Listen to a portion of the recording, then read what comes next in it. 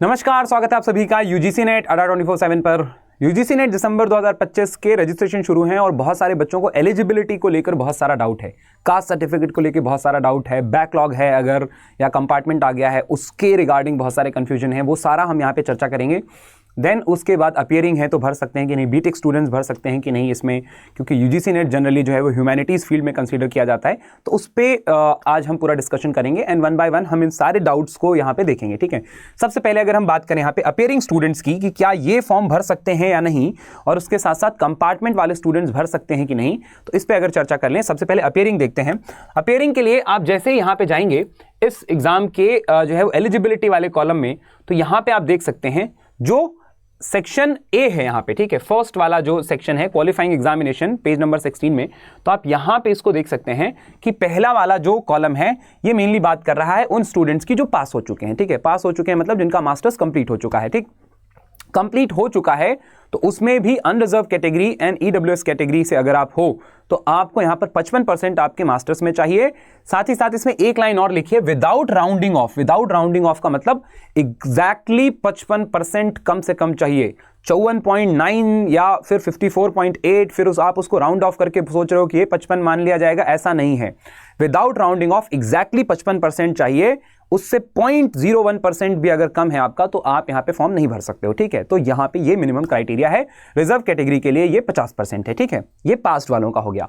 Appearing वालों की अगर मैं यहां पे बात करूं तो अपीयरिंग स्टूडेंट्स क्या भर सकते हैं, तो definitely appearing students column number B में अगर आप यहां पे देखेंगे पॉइंट नंबर बी, तो यहां पे अपीयरिंग स्टूडेंट्स भर सकते हैं। ठीक है, अगर आप अभी अपने मास्टर्स के फर्स्ट ईयर में हो तो आप भर सकते हो, बिल्कुल भर सकते हो। फाइनल ईयर में हो तो भर सकते हो क्या, बिल्कुल भर सकते हो। इसको हम थोड़ा सा और एक केस सिनेरियो बना के यहां पे समझने की कोशिश करते हैं। ठीक है, कि यहां पर आप इसको ऐसे देख सकते हो कि मान के चलो मास्टर्स आपका 2 साल का है। ठीक है, अगर आप फर्स्ट ईयर में हैं तो क्या आप फिल कर सकते हैं, यस। सेकेंड ईयर में हैं तो फिल कर सकते हैं क्या, यस।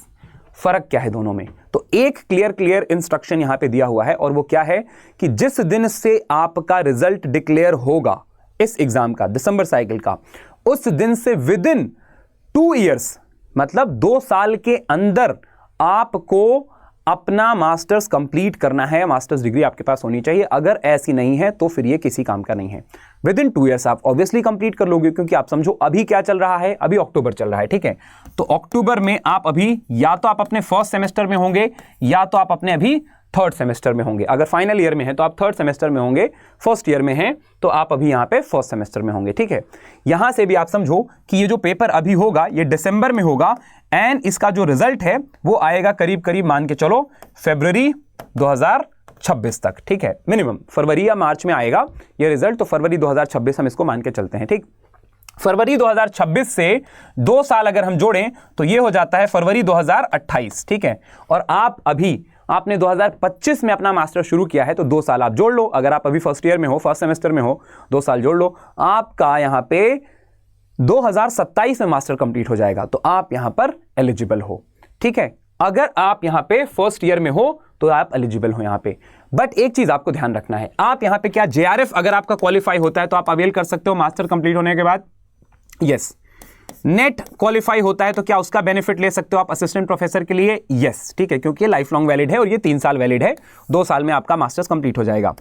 पीएचडी ओनली अगर होता है तो क्या आप उसका बेनिफिट ले सकते हो, तो हमें पता है कि लेटेस्ट यूजीसी सर्कुलर के हिसाब से पीएचडी ओनली और नेट का जो स्कोर है ये आपको हेल्प करता है पीएचडी में एडमिशन लेने के लिए, और ये स्कोर सिर्फ 1 साल के लिए वैलिड है। तो कहने का मतलब अगर आप फर्स्ट ईयर में हो अभी या फर्स्ट सेमेस्टर में हो तो आप इस स्कोर को आप इस एग्जाम अगर पास करते हो इन दोनों कैटेगरी में तो आप यहां पे पीएचडी एडमिशन लेने के लिए आप इसका इस्तेमाल नहीं कर सकते हो, क्योंकि जब तक मास्टर होगा तब तक आपका 1 साल खत्म हो चुका होगा और आपका ये स्कोर सिर्फ 1 साल के लिए वैलिड है पीएचडी एडमिशंस में। ठीक है, बात करें अगर आप फाइनल ईयर में हो तो आप क्या क्या कर सकते हो, तो मान के चलो ये आपका थर्ड सेमेस्टर चल रहा है और आप फाइनल ईयर में हो, आपने फॉर्म यहां पे भर दिया है। ठीक है, आपका जेआरएफ क्वालिफाई होता है तो आप जेआरएफ का बेनिफिट अवेल कर सकते हो, यस। ठीक है, क्योंकि रिजल्ट आएगा मान के चलो फरवरी 2026 में।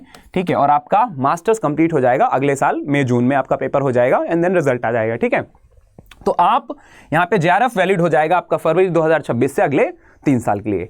नेट क्वालिफाई होते हो तो नेट का बेनिफिट आप असिस्टेंट प्रोफेसरशिप के लिए ले सकते हो, बिल्कुल लाइफ लॉन्ग वैलिड है। ठीक है, बात करें अगर पीएचडी ओनली क्वालिफाई होता है तो यस, आप इसका भी बेनिफिट ले सकते हो। किसमें? आप इसका बेनिफिट ले सकते हो पीएचडी में एडमिशन के लिए, क्योंकि अगेन 26 फरवरी 2026 में मान के चलो रिजल्ट आएगा, तो फरवरी 2027 तक ये स्कोर वैलिड है और तब तक आपका मास्टर्स कंप्लीट हो जाएगा, 1 साल कंप्लीट हुए बिना, ठीक है, 1 साल के अंदर आपका मास्टर्स कंप्लीट हो जाएगा। तो फिर आप पीएचडी में एडमिशन नेक्स्ट साइकिल में लेने के लिए यहां पे एलिजिबल हो गए हो। आई होप अपियरिंग स्टूडेंट्स को अब कोई भी डाउट नहीं है, आप यहां पे भर सकते हो। सवाल है क्या मेरा कंपार्टमेंट लगा है तो क्या मैं इसमें फॉर्म भर सकता हूं? तो आप बिल्कुल, अगर आपका कंपार्टमेंट है या बैक आया हुआ है आपका, तो नॉर्मली ऐसा होता है कि मान के चलो आपका 3rd सेमेस्टर में यहाँ पे बैक है, तो अगली बार जब दोबारा मतलब उस कॉलेज में जब दूसरे बच्चों का 3rd सेमेस्टर चल रहा होता है तभी आपको उनके साथ बैठाया जाता है, ठीक है। तो 3rd सेमेस्टर में बैक है, फिर 4th में आप पास हो गए और इस तरीके से आपका मास्टर कंप्लीट हो गया है, लेकिन 3rd सेमेस्टर का री एग्जाम या कंपार्टमेंट एग्जाम अभी देना बचा, इस वजह से आपका रिजल्ट अवेटेड है, ठीक है। तो रिजल्ट अवेटेड है तो क्या मैं भर सकता हूं? हाँ, आप भर सकते हो, क्लियर कर सकते हो। और गाइडलाइन के हिसाब से जिस दिन रिजल्ट आएगा 2 साल के अंदर आपके पास डिग्री होनी चाहिए। तो ऑब्वियस है भाई, आप अगले 1-1.5 साल में, 1 साल के अंदर ही आप कंपार्टमेंट दोगे अपना और आपके हाथ में डिग्री आ जाएगी। तो इस क्राइटेरिया में आप यहाँ पे बिल्कुल सटीक जगह आप बैठे हो, ठीक है, या फिर इसमें कोई जो है वो दिक्कत नहीं है। तो हाँ, आप इस फॉर्म को यहाँ पे भर सकते हो, कंपार्टमेंट है तो भी। रिजल्ट अवेटेड है तो भर सकते हैं क्या मेरा मास्टर्स हो गया है अभी इसी साल मई जून में, ठीक है, लेकिन मेरा रिजल्ट अभी तक नहीं आया है, ऑब्वियसली आप भर सकते हो, ठीक है। तो यहां पे अवेटेड वाले बच्चे भी भर सकते हैं। तो कंपार्टमेंट वाले भर सकते हैं, फर्स्ट ईयर वाले भर सकते हैं, फाइनल ईयर वाले भर सकते हैं, ठीक है। रिजल्ट अवेटेड है, मास्टर कंप्लीट हो गया है तो भी भर सकते हैं, ठीक है। लेकिन रिजल्ट अवेटेड है, मास्टर कंप्लीट हो गया तो आपको पास्ड वाली कैटेगरी में एंड रिजल्ट अवेटेड वाले कॉलम में जाके भरना है। ये ऑप्शन आपको फॉर्म भरते टाइम वहां पे दिखाई देंगे, ठीक है। अब जो सबसे बड़ा सवाल है वो ये है कि क्या यहां पर बीटेक वाले स्टूडेंट्स भर सकते हैं क्या? तो इसको हम एक बार समझते हैं। और इसमें एक दूसरा क्राइटेरिया है और वो है 4 ईयर यूजी इंटीग्रेटेड प्रोग्राम का, ठीक है, या 4 ईयर अंडर ग्रेजुएट। मतलब नॉर्मली जो यूजी प्रोग्राम है वो 3 साल का होता है, लेकिन कुछ ऐसे कोर्सेस हैं जो 4 साल के होते हैं। अगर आपने 4 साल वाली कोई डिग्री की है तो आप बिना मास्टर्स किए इस फॉर्म को भर सकते हो, ठीक है। बशर्ते, क्राइटेरिया क्या है कि आपका उस 4 साल की डिग्री में कम से कम 75% या फिर on the scale of 10 7.5 CGPA and above आपका आना चाहिए। अगर सीजीपीए प्रणाली है तो 7.5 सीजीपीए होना चाहिए मिनिमम। अगर परसेंटेज सिस्टम है तो 75% होना चाहिए। आपने कोई भी 4 साल वाली डिग्री की है, बीटेक भी 4 साल वाली डिग्री में आता है, तो आप फॉर्म भर सकते हो, ठीक है। बीटेक अगर आपने किया है तो आप फॉर्म भर सकते हो। इसमें एक बात हमें ध्यान रखना है, 4 साल वाला जो इंटीग्रेटेड कोर्स जो बच्चे करते हैं वो किसके लिए एलिजिबल हैं? क्या वो जेआरएफ के लिए एलिजिबल हैं? यस। क्या वो नेट के लिए एलिजिबल हैं? बिल्कुल नहीं। क्या वो पीएचडी ओनली के लिए एलिजिबल हैं? यस, ठीक है। तो आप यहां पे नेट को छोड़ के आप यहां पे जेआरएफ एंड पीएचडी ओनली के लिए एलिजिबल हो। तो इस तरीके से अगर आपका कोई और 4 साल वाला कोर्स हुआ है तो आप इन 2 कैटेगरी में एलिजिबल हो। इसी तरीके से 4 साल में अगर आपका बीटेक हुआ है तो आप यहां पे सिर्फ जेआरएफ के लिए एलिजिबल हो एंड आप यहां पे पीएचडी ओनली के लिए एलिजिबल हो, नेट के लिए आप एलिजिबल नहीं हो। सवाल यह है कि क्या 4 ईयर इंटीग्रेटेड प्रोग्राम में भी जो अपियरिंग है या जो फाइनल ईयर वाले स्टूडेंट है वो भर सकते हैं? तो हां, यहां पर सिर्फ और सिर्फ अगर आपका 4 साल वाली डिग्री है और आप फाइनल ईयर में हो तो ही भर सकते हो। फर्स्ट ईयर वाले भर सकते हैं क्या? नहीं भाई, 2 साल के अंदर डिग्री कहां कंप्लीट हो रही है आपकी, ठीक है। तो आप यहां पे फाइनल ईयर में हो तो ही आप इसको भर सकते हो, ठीक है।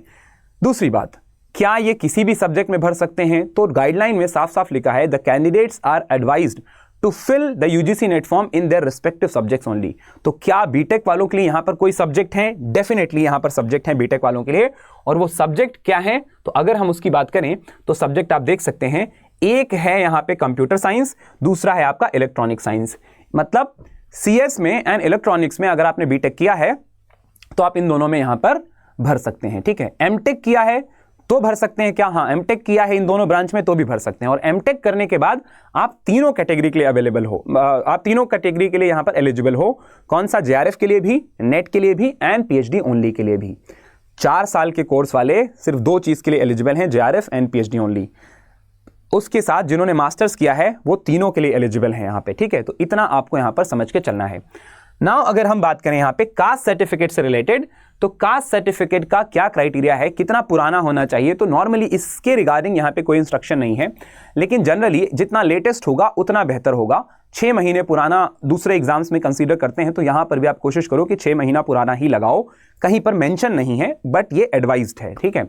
दूसरी चीज, क्या आप यहां पे रिजर्वेशन का बेनिफिट कब उठा सकते हो, कब नहीं, कब आपका कास्ट सर्टिफिकेट काम करेगा, कब नहीं, तो यहां पे साफ साफ लिखा है, रिजर्वेशन वाले जो कॉलम है उसमें साफ साफ लिखा है कि आप यहां पर रिजर्वेशन का बेनिफिट तभी उठा सकते हो when your class, caste, tribe which are in the respective central list published by the government of India time to time। आप अगर सेंट्रल लिस्ट में उस पर्टिकुलर कास्ट में, शेड्यूल कास्ट में आते हो तो आप इसका फायदा उठा सकते हो। आप सेंट्रल लिस्ट में ओबीसी कैटेगरी में आते हो तो आप यहां पे कास्ट का फायदा उठा सकते हो, अदरवाइज आप रिजर्वेशन का बेनिफिट यहां पे नहीं ले सकते हो। दूसरा सवाल, अगर हम सेंट्रल लिस्ट में आते हैं और हमारे पास स्टेट के द्वारा इशू किया गया सर्टिफिकेट है तो क्या वो काम करेगा? बिल्कुल नहीं।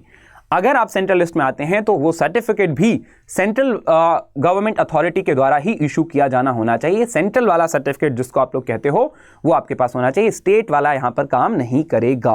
तो आपको कास्ट सर्टिफिकेट में 3 बातें यहां पे आपको याद रखनी है। पहली चीज, आपको चेक करना है कि क्या आप सेंट्रल लिस्ट में आते हो। दूसरी चीज, आपके पास सेंट्रल गवर्नमेंट के द्वारा इशू किया गया कास्ट सर्टिफिकेट होना चाहिए। और तीसरी बात, रिजेक्शन के चांसेस कम हो, इसके लिए यह बेहतर है कि 6 महीने से ज्यादा पुराना कास्ट सर्टिफिकेट आप ना यूज करो, ठीक है। कहीं पर लिखा नहीं है बट अगेन ऐसा कंसीडर आप करोगे तो आपके लिए ज्यादा बेहतर होगा, ठीक है। कोई और आपके डाउट होते हैं एलिजिबिलिटी से रिलेटेड तो आप इसी वीडियो के नीचे कमेंट सेक्शन में मुझसे पूछ सकते हैं एंड हम पर्सनली आपको इसमें गाइड कर देंगे। आई होप आपके डाउट इसमें क्लियर हो गए होंगे, मैंने यहाँ पे आपको अच्छी तरीके से समझा दिया है। Thank you so much and all the very best. आपने अगर फॉर्म नहीं भरा है तो आप जल्दी से भर दो। That's all for today, see you guys tomorrow. तब तक के लिए tata bye bye and take care.